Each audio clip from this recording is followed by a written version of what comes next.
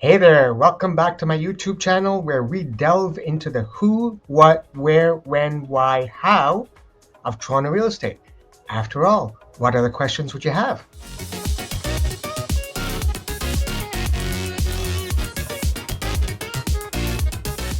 Before we get into the meat of this video, if you like what you see in this video, don't forget to smack the like and subscribe buttons. Oh, wow! So the Toronto Real Estate Board released late last week the April numbers. And the number that stood out for me was that month-over-month sales, that's between March and April, dropped by 27%. Now that's a huge number. And I believe there's 4 reasons why this happened. And I'm going to cover those 4 reasons. But before we do that, let's have a quick glance at the numbers. So here's the infographic I created for April 2022. There's 6 metrics I measure, and I'm going to go through each one of them quickly. So home sales dropped by 27%. We already talked about that. In March, they were 10,995. April, it came down to 8,008. Active listings went up by 29%. Now, this is interesting. We're going to come back to that. In March, they were 10,167. In April, they were 13,098. New listings came down by 8%. In March, there were 20,038. April, 18,413. Question is, why did active listings go up when we had less new listings? And the answer is because home sales came down 27%. What I'm driving at here is that home sales number, the 27% drop, it basically drove every single metric on this infographic. Let's shift to the right side. House prices came down from 1,299,000 to 894 to 1,254,436. That's a 3.49% drop. Now I've got 3% there because we rounded it down, but it's about a 3.5% drop in prices. Days on market went up from 8 days to 11 days. That's a 37% increase. And months of inventory came down to 1.64%. If you look on the right side, you can see I've listed the months of inventory for March, February, January, December, November. It was at 0.93 last month, prior 0.77, January 0.73, prior to that 0.54, and November 0.67. Just as a refresher, months of inventory is the number of months it would take for all current listings to sell if no new listings came on the market. So why did month-over-month sales go down by 27% between March and April? As I mentioned earlier, there are 4 reasons, and here they are. Reason number 1, interest rates.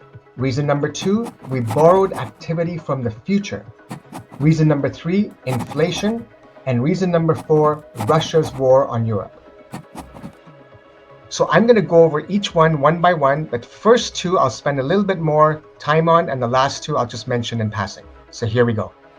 Number 1, interest rates. So the real estate market is very sensitive to interest rate changes because it affects a purchaser's buying power and it reduces their monthly mortgage payments. So let me show you how it affects a buyer's purchasing power. So this chart that I have in front of you shows the rising interest rates and how it reduces a buyer's purchasing power. It's based on the average Canadian's median income, and it's based on a 20% down payment, 25-year amortization, 35% GDS ratio, and 5-year fixed mortgage rate. Now, if you look at the chart, it starts from Q1 2020 and it goes all the way to Q4 2022. And the last 2 quarters of 2022 are projected interest rates.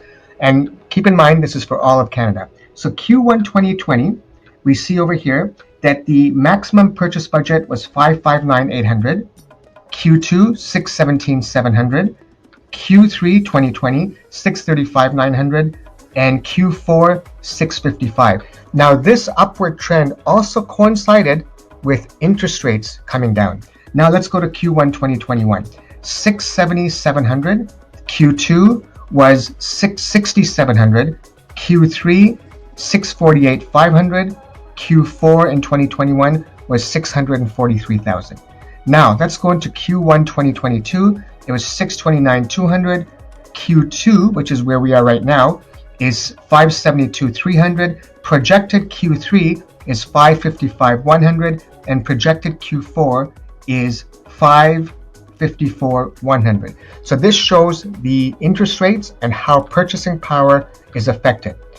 Now I'm going to show you how a 1% increase in interest payments affects mortgage rates. So this chart that I have in front of you shows how much a 1% increase in interest rates has an effect on your monthly mortgage payments. This is based on the market value of a typical home as of the fourth quarter of 2021, and it shows Canada plus 6 major cities. So let's go each one by one. So Canada, a 1% increase increases your mortgage payments by $315. Remember, this is based on the average price. So now we're going to Vancouver, which has a different average price. So a 1% increase in Vancouver increases your mortgage payment by $526. In Toronto, a 1% increase in mortgage rates increases your mortgage payments by $483. In Ottawa, $271. In Montreal, $243. In Calgary, $215. And in Edmonton, $173. So what does this all mean? What it means is if your buying power is reduced and your monthly mortgage payment is increased, that means a lot of buyers came out of the market in the last couple of months because either A, they couldn't afford the mortgage payments, B, they couldn't buy the house they wanted to because they can't be qualified for it by the bank, or C, they decided just to take a step back and see what happens over the coming months with interest rates and the market. Number 2, we borrowed activity from the future, and the future has arrived. Here's what I mean by that. The pandemic led to a recession, but the recession was the most asymmetrical recession we've seen in the history of Canada, in that low-income earners made up the majority of job losses. And higher income earners, and the higher income earners are those people who can buy a house, they made up the minority of the job losses. Consequently, home buyers enjoyed the benefits of a recession vis-a-vis historically low interest rates, but did not face the costs of recession, which is a broad-based increase in the unemployment rate. With these incredibly low interest rates, these high income earners rushed into the market to take advantage of the low interest rates because they knew eventually the rates would go up. Now, when they rushed into the market, these were prospective buyers who might have bought a property in 2023, 2024, 2025. I think you see where I'm going with this. But instead, they fast-tracked and bought properties in 2020, 2021, 2022, and so on. So these buyers are gone. They've already bought. So we borrowed activity from the future, and the future has arrived. Number 3 and number 4 aren't as important as 1 and 2, but I'll spend a little bit of time talking about them. So number 3, inflation. So inflation takes a bite out of our wallet. Now think about gas prices.